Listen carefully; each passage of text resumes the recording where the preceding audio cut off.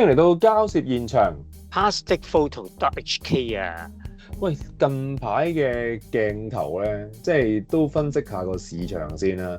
即係原廠鏡嗱，我以當 Sony 為例啦，因為最多副廠鏡嘅品牌就係 Sony 啦。即係原裝鏡嘅，咁就已經係即係喺五花八門嘅鏡頭裏邊嚟講，佢要出一啲自己奇特嘅鏡頭咧，就要出一啲好特別嘅焦段，就例如好似 Sony 支5150咁樣啦，即係講緊一個咁大光圈嘅人像全能鏡咁樣，呢個就係原裝鏡嘅特性啦咁樣。咁啊，內地鏡啦，超級內卷啦，即係平靚正又質素好嘅定焦大光圈啊，就好似圍卓咁樣135 1.8咁樣啦。咁啊，即係內地鏡頭已經係內卷到，即係又要有質素又要平價，咁啊已經係爭崩頭噶啦。咁啊，Plasticphoto都有得賣噶啦。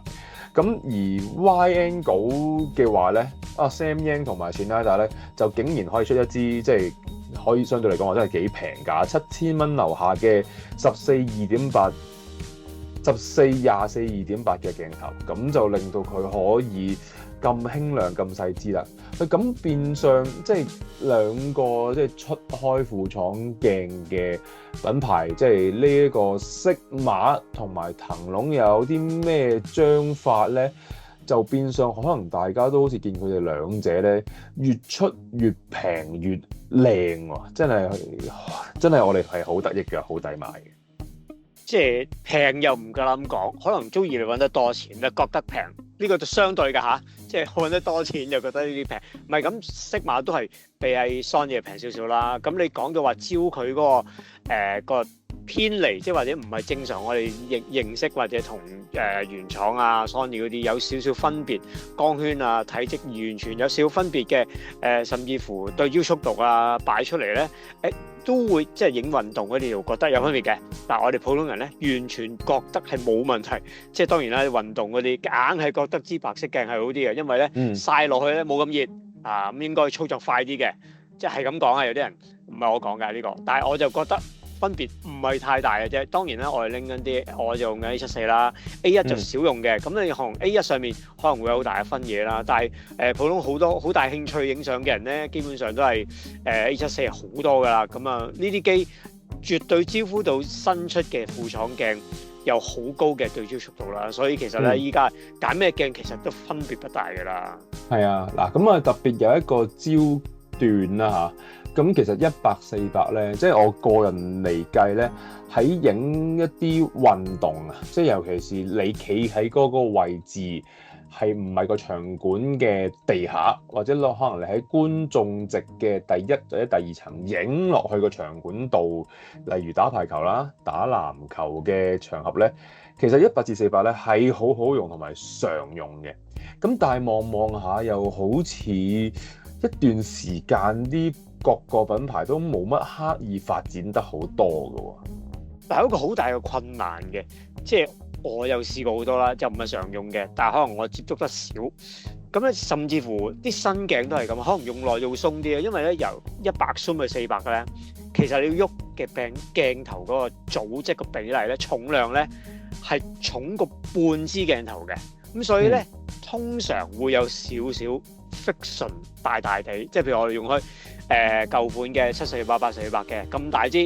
佢唔 zoom 㗎啦，喺裏邊 zoom，哇咁咪好快都喐得。咁但係咧因為400啦，如果唔即係計埋發行距離咁長㗎嘛，咁咪要喐動嘅嘢100至400咪喐動好多咯，咁咪相對地咧會重咗成個操作速度慢咗嘅，咁呢個咧就係令到好多人唔係咁常用嘅，所以咧用定焦又會比較多啲，即係呢個係有少少棘嘅喺呢個空間嚟講咧，但係冇辦法㗎，工作你冇得揀啫嘛，要咪買夠錢咪買咩 level， 夠力量咪買咩重量咯，就係我覺得係從呢兩個出發點去揀咯。係啊，咁嗱頭先 Colin 都講到話啦，即係嗰個焦佢嗰個移動嗰個行程比較長。而令到佢影運動嘅情況之下，好難做到一個拉距嘅一個方式咧。咁喺呢個咁獨特嘅環境，尤其是講緊而家呢啲鏡頭係即係同個外觀同埋佢個焦距係唔成正比噶嘛，因為我哋成日話200mm 係應該有200mm 咁長，一件事已經唔再發生，因為其實好多之後都知，好多人都知道嗰個鏡頭設計最近嗰組可能係會有一個放大嘅功能，而令到支鏡係可以縮短，又可以影埋 macro， 咁所以其實而家鏡頭係好方便、好輕鬆嘅。但係為咗頭先 Colin 所講嗰個特定工作距離，即係話你 zoom 鏡嘅時候會影響個鏡頭重量咧。喂，騰龍出緊一支 internal zoom 嘅100-400喎，呢件事咪正正解決到頭先 Colin 所講嗰個問題。喂，仲有一樣嘢，我見到係黐黐地線嘅。當佢 internal zoom，咁可能係永遠個世界所講 internal zoom 就可能係你出長啲，咁佢裏邊喐嘅話，即係縮埋嘅時候，但係支鏡都係咁大咪得咯。佢唔係喎，佢支鏡全長都係20cm 啫喎，即係咁樣係一支100-400喎，即係好似我呢支24-120咁樣嘅 size， 但係佢同我講話呢支係一支100-400。就算佢個光圈可能唔係特別大啦，5.6-7，喂，但係咁樣係100-400嘅話，我點會唔用啊？我最多咪帶 ISO 嚟照咁，喂，我會帶出街喎，如果咁樣。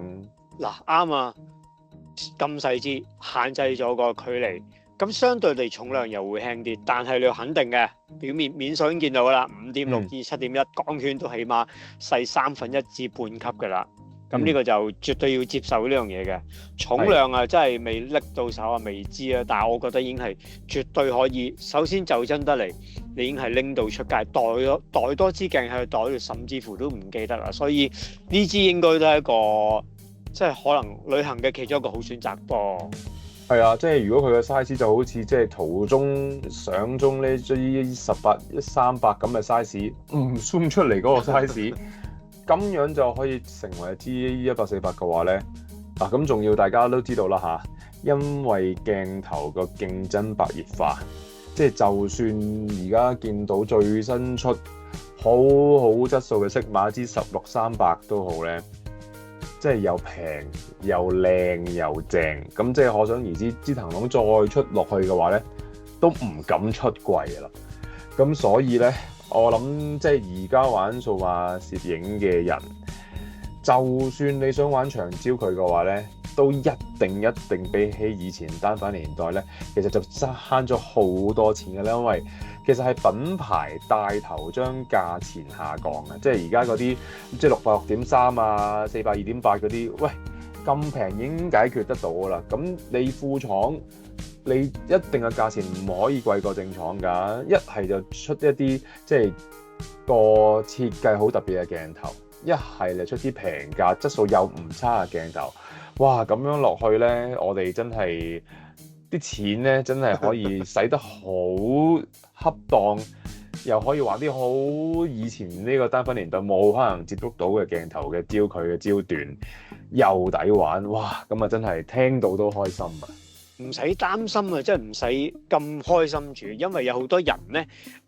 唔係咁容易，即係雖然好多人成日聽我哋講嘢，即係唔睇我哋樣噶嘛，咁聽我哋講嘢啦，甚至乎啲屋企人都會聽到啊，你呢個人啊，我聽過你把聲，我老公睇片成日開大聲嘅，聽唔緊要，最緊要 update 你啲嘢，因為咧我見到即係同即係呢幾日同啲哥哥姐姐傾下偈，嗰度話，哎呀啲單反啊，幾年前啲鏡仲好用啊。唔係㗎，對身體咧一定對身體好咧，一定要換啲現代啲新啲嘅器材，又輕啲又快啲，咁又影到嘢之餘，又可以對身體好啲啦。當然使多少少錢啦，但係咧畫面成長咧係不斷進步緊嘅，所以咧真係唔好即係唔承認呢樣嘢啊！即係交攝成日都講緊，最緊要買啲最新最好嘅嘢，咁啊先至係交攝精神或者影相精神咧當，咪進步係需要嘅，我覺得。係我係會買最新最輕嘅嘢，未必係最好，係啦。有啲輕啲㗎，哈數嗰啲好輕㗎，Joey。頂你。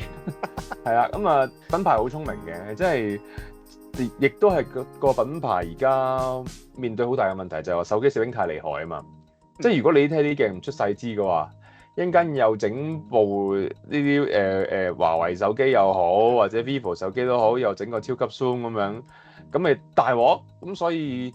一定係會出啲輕身長焦距鏡頭㗎啦。咁啊，同埋啲日本嘅品牌或者韓國品牌聰明嘅，佢都知道呢一個內地品牌嘅鏡頭即係大軍壓境啦，佢唔快啲出，仲點可以快啲做生意咧？所以等你啊，快啲出呢一支，我期待真係，我好少好期待呢啲咁樣嘅 Tele 鏡。仲有要期待可能會有暗龍出現，哇！希望會再快啲對焦，咁啊正啦。係唔會㗎，暗龍會揀暗龍1係啦，新型即係騰龍2咁樣啦，係啦。咁就冇。